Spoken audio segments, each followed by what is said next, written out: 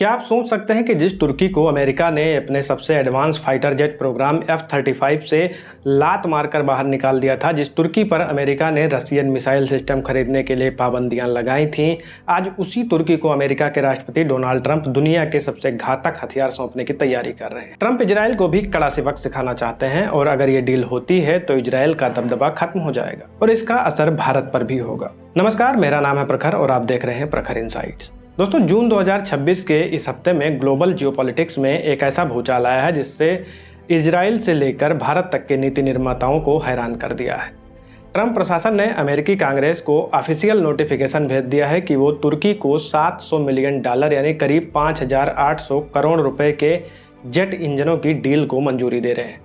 और बात सिर्फ इंजनों तक नहीं रुकी है, ट्रंप ने इशारा कर दिया है कि तुर्की को F-35 स्टील्थ फाइटर जेट भी वापस मिल सकते हैं। लेकिन कहानी में ट्विस्ट ये नहीं कि डील हो रही है, ट्विस्ट ये है कि यह डील इजराइल की मर्जी के खिलाफ अमेरिकी संसदों के विरोध को बाईपास करके की जा रही है।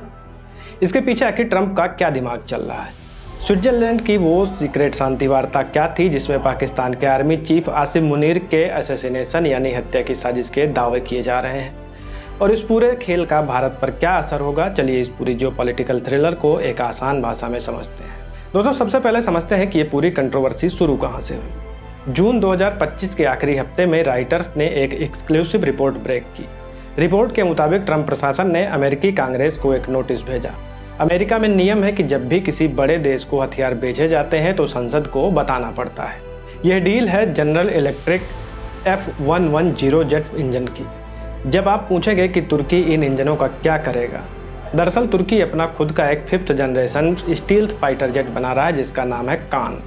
दुनिया में 5th जनरेशन जेट बनाना बच्चों का खेल नहीं है। ये वो जेट होते हैं जो राडार की पकड़ में नहीं आते, यानी स्टील्थ टेक्नोलॉजी से लैस होते हैं। तुर्की ने जेट तो डिजाइन कर लिया, लेकिन उनके पास उसे उड़ाने के लिए पावरफुल इंजन नहीं था। अमेरिका की संसद के कई बड़े नेता, खासकर हाउस फॉरेन अफेयर्स कमेटी के टॉप डेमोक्रेटिक सांसद ग्रेगरी मिक्स ने इस डील के खिलाफ थे। उन्होंने इस पर अनऑफिशियल रोक यानी होल्ड लगा कर रखा था। लेकिन ट्रंप ने क्या किया? उन्होंने सांसदों की परवाह न करते हुए फॉर्मल नोटिफिकेशन जारी कर दिया। इसका मतलब यह है कि अब अमेरिकी संसद के पास इस डील को रोकने के लिए सिर्फ 15 दिनों का वक्त है। अगर संसद कोई ज्वाइंट रेजोल्यूशन पास भी कर दे तो ट्रंप उसे वीटो कर देंगे, यानी साफ है ट्रंप हर हाल में तुर्की को इंजन देना चाहते हैं। लेकिन दोस्तों, असली धमाका तो इसके बाद हुआ। येरूशलेम पोस्ट की रिपोर्ट के मुताबिक ट्रंप ने सिर्फ जेट इंजन ही नहीं बल्कि तुर्की को F-35 स्टील्थ फाइटर जेट देने का भी हिंट दे दिया है। जो लोग जियोपॉलिटिक्स को करीब से फॉलो करते हैं उनके कान खड़े हो गए होंगे, क्योंकि तुर्की और F-35 का इतिहास बड़ा कड़वा रहा है। आइए थोड़ा इतिहास में चलते हैं। साल 2018 में तुर्की F-35 प्रोग्राम का एक अहम साझीदार था। उसने इस प्रोग्राम में करोड़ों डॉलर इन्वेस्ट किए थे और उसे F-35 मिलने ही वाले थे, लेकिन 2019 में तुर्की के राष्ट्रपति एर्दोगन ने एक ऐसी जिद पकड़ी जिसने सब बदल दिया। तुर्की ने रूस से उसका सबसे advance air defence system S-400 खरीद लिया। अमेरिका और नाटो भड़क गए। उनका तर्क था कि S-400 एक रशियन सिस्टम है। अगर तुर्की के पास F-35 भी होगा और S-400 भी होगा तो रशियन सिस्टम F-35 के स्टील्थ डेटा को स्कैन करके मॉस्को भेज सकता है। इससे अमेरिका का सीक्रेट टेक्नोलॉजी लीक हो सकता है। नतीजा क्या हुआ? ट्रंप ने अपने पिछले कार्यकाल में तुर्की को F-35 प्रोग्राम से बाहर निकाल दिया, उनके पैसे जब्त कर लिए और पाबंदियां लगा दी। बाद में जो बाइडन आए उन्होंने भी इसी कड़े रुख को बरकरार रखा। तुर्की को F-35 के बदले पुराने F-16 जेट से संतोष करना पड़ा। लेकिन आज यानी 2026 में ट्रंप के सुर बदल चुके हैं। अमेरिकी उपराष्ट्रपति JD वेंस ने खुद कंफर्म किया है कि राष्ट्रपति के कहने पर इस बात का रिव्यू किया जा रहा है कि अमेरिकी कानूनों के दायरे में रहकर तुर्की को F-35 कैसे वापस दिए जा सकते हैं। ट्रंप ने तो यहाँ तक कह दिया कि जुलाई 2026 में अंकारा में होने वाले नाटो समिट में वो एर्दोगन को बहुत खुश करने वाले हैं। आखिर ट्रंप ऐसा कर क्यों रहे हैं? जिस एर्दोगन को वो कल तक आंखें दिखा रहे थे, आज उन पर इतने मेहरबान क्यों हो रहे हैं? इसके पीछे छुपा है इजराइल और अमेरिका के बीच चल रहा है एक बहुत बड़ा कोल्ड वार। असल में ट्रंप पिछले काफ़ी समय से इजराइल के प्रधानमंत्री बेंजामिन नेतन्याहू से बुरी तरह से नाराज चल रहे हैं। ट्रंप चाहते थे कि गाजा और लेबनान में सीज फायर हो जाए ताकि वो मिडिल ईस्ट में शांति का क्रेडिट ले सके। अमेरिका बैक चैनल से ईरान के साथ स्विट्जरलैंड में एक बड़ी पीस डील यानी शांति समझौता फाइनल करने की कोशिश कर रहा था, लेकिन नेतन्याहू ने ट्रंप की एक ना सुनी।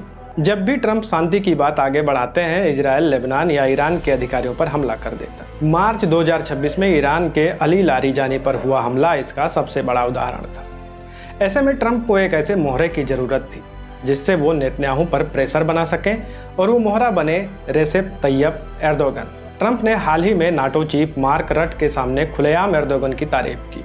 ट्रंप ने खुलासा किया कि जब हाल ही में ईरान और इजराइल के बीच बड़ा टकराव होने वाला था, तब ट्रंप के एक फ़ोन कॉल पर एर्दोगन इस पूरे मामले से दूर रहे, जबकि एर्दोगन इजराइल के बहुत बड़े विरोधी हैं। ट्रंप इस बात से गदगद हैं कि एर्दोगन ने उनकी बात मानी, जबकि नेतन्याहू अमेरिका की बात को कचरे के डब्बे में डाल रहे हैं। इसलिए इजराइल को सबक सिखाने और मिडिल ईस्ट का बैलेंस बदलने के लिए ट्रंप ने तुर्की को एयर पावर देने का फैसला किया है। आज इजराइल के पास 75 F-35 जेट्स हैं, जिससे वो पूरे मिडिल ईस्ट में दादागिरी चलाता है। लेकिन अगर तुर्की को भी F-35 और कान जेट मिल गए तो इजराइल का यह दबदबा खत्म हो जाएगा, और यही वजह है कि इजरायली डिफेंस एक्सपर्ट इस समय बेहद डरे हुए हैं। अब बात करते हैं सबसे सनसनीखेज थ्योरी की, जो इस समय सोशल मीडिया और डिफेंस सर्कल में आग की तरह फैली हुई है। हाल ही में स्विट्जरलैंड में एक बेहद गोपनीय मीटिंग चल रही थी, जिसमें अमेरिका, ईरान, सऊदी अरब, कतर और पाकिस्तान शामिल थे, ताकि मिडिल ईस्ट में परमानेंट शांति लाई जा सके। इसी दौरान एक ब्राजीलियाई पत्रकार पेपे एस्कोबार का एक इंटरव्यू वायरल हुआ, जिसे प्रसिद्ध कमेंटेटर मारियो नाफाल ने भी कोट किया। इस इंटरव्यू में दावा किया गया कि इजराइल की खुफिया एजेंसी मोसाद ने इस शांति वार्ता को फेल करने के लिए पाकिस्तान के army chief field marshal Asim Munir की हत्या की साजिश रची थी। लेकिन यहाँ हमें फैक्ट चेक करना बेहद जरूरी है, क्या वाकई में ऐसा हुआ था? जब यह खबर फैली तो खुद पाकिस्तान सरकार और उनकी एजेंसियों ने इसे पूरी तरह नॉनसेंस यानी बकवास करार देकर खारिज कर दिया। पाकिस्तान का कहना था कि स्विट्जरलैंड या अमेरिका की CIA ने उन्हें ऐसी किसी भी साजिश का कोई इनपुट नहीं दिया था और आसिम मुनीर पूरी तरह सुरक्षित वतन लौट आए हैं। पत्रकार का यह भी दावा था कि पाकिस्तान ने इजराइल को न्यूक्लियर थ्रेट यानी परमाणु हमले की धमकी दी थी, जिसके बाद इजराइल पीछे हटा। हालांकि यह पूरी कहानी किसी फिल्मी स्क्रिप्ट जैसी लगती है और इसके कोई पुख्ता सबूत नहीं है, लेकिन यह बात सच है कि जियोपॉलिटिकल बाजार में इस समय इजराइल को लेकर अविश्वास इस हद तक बढ़ चुका है कि लोग ऐसी थ्योरीज पर भी भरोसा करने लगे हैं। अब आते हैं सबसे जरूरी सवाल पर, इस पूरे मामले को हमारे भारत पर क्या असर पड़ेगा। नवभारत टाइम्स ने अपनी रिपोर्ट में इस पर एक सटीक विश्लेषण किया है। जियोपॉलिटिक्स में एक सीधा समीकरण है, दुश्मन का दुश्मन दोस्त होता है। तुर्की हमेशा से पाकिस्तान का पक्का यार रहा है। कश्मीर के मुद्दे पर तुर्की हमेशा पाकिस्तान का साथ देता आया है। इतना ही नहीं, तुर्की, पाकिस्तान और अजरबैजान का एक त्रिकोण है जो भारत के खिलाफ काम करता है। इसी को काउंटर करने के लिए भारत ने पिछले कुछ सालों में इजराइल, ग्रीस, साइप्रस और आर्मेनिया के साथ मजबूत रणनीतिक रिश्ते बनाए हैं। इजराइल तो तुर्की के घेरने के लिए भारत के साथ मिलकर एक हेक्सागन यानी 6 देशों का गुट बनाने की प्लानिंग में था। लेकिन अब ट्रंप क्या कर रहे हैं? ट्रंप भारत के दुश्मन देश के सबसे बड़े मददगार यानी तुर्की को दुनिया की सबसे खतरनाक मिलिट्री टेक्नोलॉजी सौंप रहे हैं। यह बिल्कुल वैसा ही है जैसे ट्रंप ने अपने पिछले कार्यकाल में पाकिस्तान के साथ किया था, जब भारत के विरोध के बावजूद ट्रंप ने पाकिस्तान को F-16 फाइटर जेट्स का अपग्रेड पैकेज दे दिया था और पाकिस्तानी जनरलों की तारीफ की। अगर तुर्की डिफेंस के मामले में सुपर पावर बनता है तो इनडायरेक्टली इसका फायदा पाकिस्तान को भी मिलेगा। टेक्नोलॉजी ट्रांसफर के जरिए पाकिस्तान की वायुसेना को भी मजबूती मिल सकती है। यानी ट्रंप की ये बिजनेस फर्स्ट और अमेरिका फर्स्ट की पॉलिसी भारत और इजराइल जैसे उनके पारंपरिक दोस्तों के लिए सिरदर्द बनती जा रही है। तो दोस्तों, कुल मिलाकर बात यह है कि डोनाल्ड ट्रंप के लिए जियोपॉलिटिक्स कोई इमोशन या परमानेंट दोस्ती का खेल नहीं है। ये एक प्योर ट्रांजैक्शन यानी व्यापार है। ट्रंप एक तीर से दो शिकार कर रहे हैं। पहला, तुर्की को अरबों डॉलर के हथियार बेचकर अमेरिकी कंपनियों के लिए पैसा कमा रहे हैं, और दूसरा, इजराइल के नेतन्याहू को यह कड़ा संदेश दे रहे हैं कि अगर तुमने अमेरिका की बात नहीं मानी तो हम तुम्हारे पड़ोस में तुम्हारे दुश्मनों को इतना ताकतवर बना देंगे कि तुम्हारी बादशाहत खत्म हो जाएगी। अब ये देखना होगा कि जुलाई में होने वाले नाटो समिट में क्या वाकई तुर्की के F-35 वापस मिल जाता है, और अगर ऐसा होता है तो इजराइल और भारत का अगला कदम क्या होगा। आपको क्या लगता है, क्या ट्रंप का तुर्की के साथ जाना इजराइल और भारत के लिए धोखा है, या यह सिर्फ एक स्मार्ट बिजनेस डील है? आपके जो भी विचार हैं कमेंट बॉक्स में ज़रूर बताइएगा। अगर आपको यह वीडियो इन्फॉर्मेटिव लगी हो तो लाइक करें और इसे दोस्तों के साथ ज़रूर शेयर करें। अगर आप चैनल पर नए हैं तो हमारे चैनल प्रखर इनसाइट्स को भी सब्सक्राइब करें। मिलते हैं नेक्स्ट वीडियो में, तब तक के लिए जय हिंद, जय भारत।